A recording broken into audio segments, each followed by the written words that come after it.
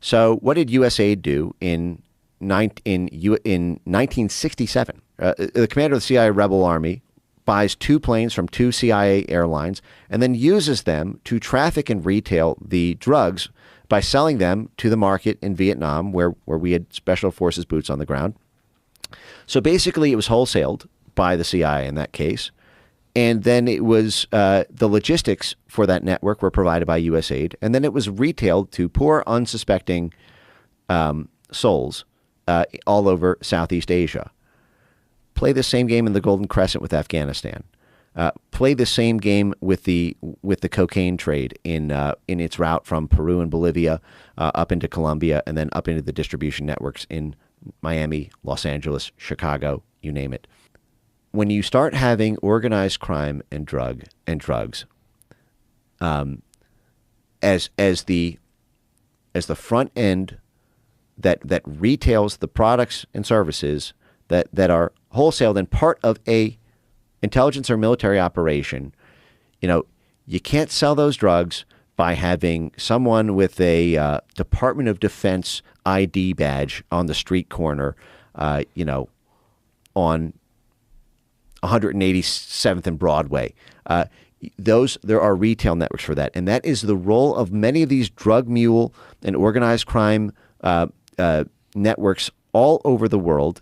And I have serious concerns about networks in Chicago. I mean, Gary Webb obviously wrote all about this in Dark Alliance. And, there's all sorts of fantastic books on all of this if you want to read more, like Operation Gladio by Paul Williams. There's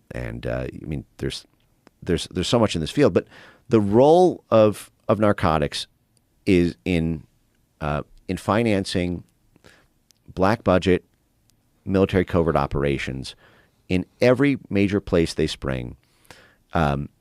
Is a black box that is not my crusade. I frankly, again, I wish we didn't even go here but I do feel like you do need to have a side-eye glimpse into some of these worlds to understand internet censorship, because you are going to find USAID NGOs. If Bukele had not done the radical reforms that he had, the internet would have been completely censored by USAID and the State Department in order to rig hearts and minds against him, because they would want to stop him from cleaning out these drug gangs. He would stop him from cleaning up the crime.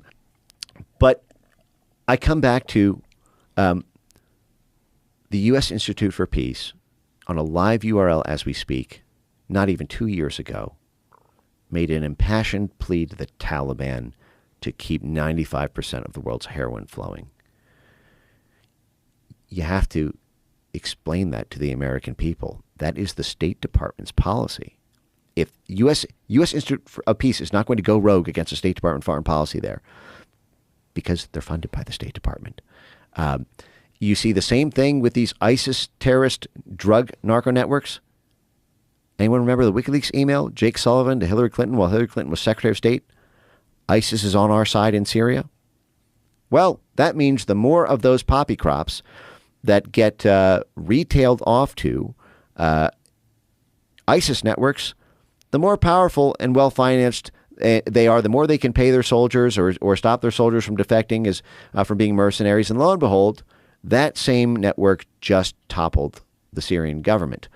And I should note, structuring through USAID is the sauce to this, because there is a sitting tweet from the U.S. Embassy in Syria from 2017 when Trump was wiping out ISIS that put a $10 million bounty on the head of Mohammed al-Jilani, the commander of those forces, the current basically head of state in the interim government in Syria.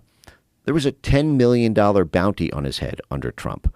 They made the argument that his HTS group was an al-Qaeda spinoff and no al-Qaeda allowed.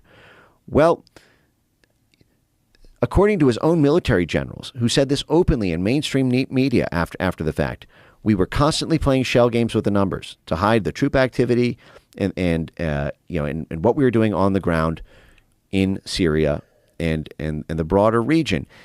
If you don't need a presidential finding to finance a terrorist group or a paramilitary group, it's too dirty for CIA. The president won't approve. Run it through USAID.